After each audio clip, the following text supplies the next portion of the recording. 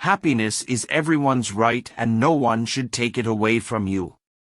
Then, keep your happiness. But in the end you lose your spirit and happiness? You didn't rediscover your lost happiness?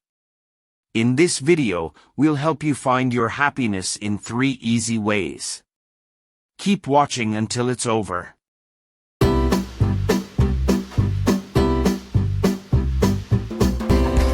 Welcome to Second Earth Channel. Happiness is the holy grail of mental health care. Awakening each morning with a sense of inspiration, embracing the day with an overflowing well of positivity, and drifting off to sleep in a cocoon of warmth, love, and fulfillment, only to awaken and repeat the cycle again the next day, is a universal desire we all share.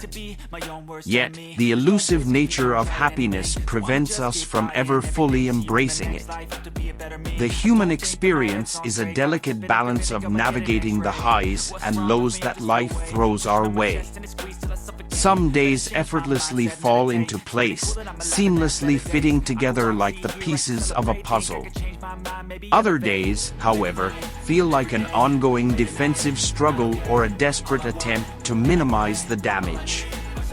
The reality is that life's ever-changing nature defies our attempts to firmly grasp happiness. It is crucial to recognize this truth, lest we begin to believe that something is inherently wrong with us every time we momentarily lose touch with our positive outlook.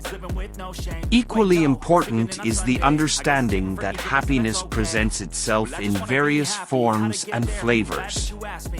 Sometimes, breaking free from a mental rut involves not so much rediscovering a broad, all-encompassing happiness, but rather discovering the specific flavor of happiness that aligns with our individual needs. Within the realm of scientific research, 3 well-supported paths to happiness have emerged. When that persistent voice within the depths of our stomach signals that it's time for a change, we can choose one of these pathways to embark on our journey toward greater happiness. And this is 3 ways to reclaim your happiness.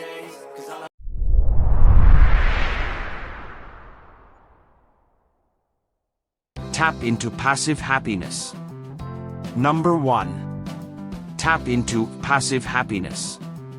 Being happy can mean many different things. Sometimes, it's about laughter, love, movement, and passion. Other times, it's more about balance, calm, quietude, and serenity. Don't overlook these passive states of happiness. They can help you bridge the gap between the times you are, say, having fun while being physically active or at a social hour with a group of friends. Passive happiness is a natural complement to active happiness. Both states are fleeting, so when one fades, try your best to invoke the other. Here are a few ways you can tap into your passive happiness. Number 1. Practice mindfulness.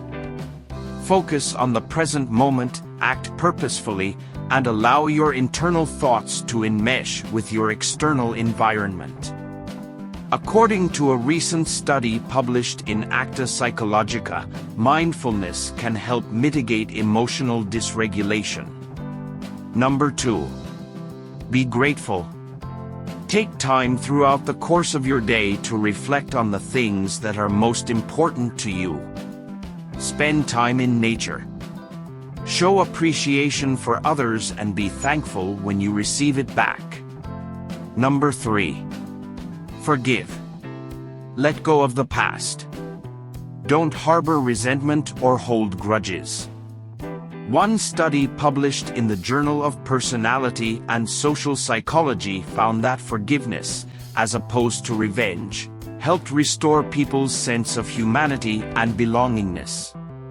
If you find yourself being reluctant to forgive someone who has hurt you, ask yourself what your personal barriers to forgiveness are and take time to reflect on how remaining in an unforgiving state is affecting your emotional well-being.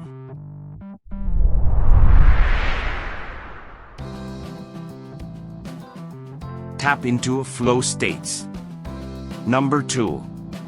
Tap into flow states.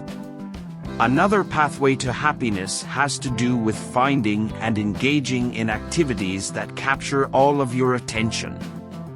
These activities can put you in a trance-like state called a flow state, where you are fully engrossed in your current task. Flow states can be especially helpful if you've been ruminating on a specific negative thought, or if you're finding it difficult to regulate your emotions. There is no shortage of activities that can induce a state of flow. The trick is finding one or two that work for you. For example, it might be a physical activity like cycling, tennis, or golf. It could be a hobby like knitting or doing a puzzle or crossword. You might even be able to find a state of flow at work when you're locked in on completing a challenging yet fulfilling task.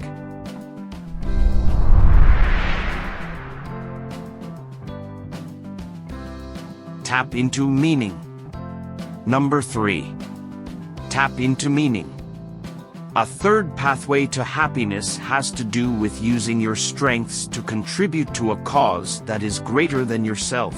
In other words, tapping into feelings of fulfillment that come from helping others in need.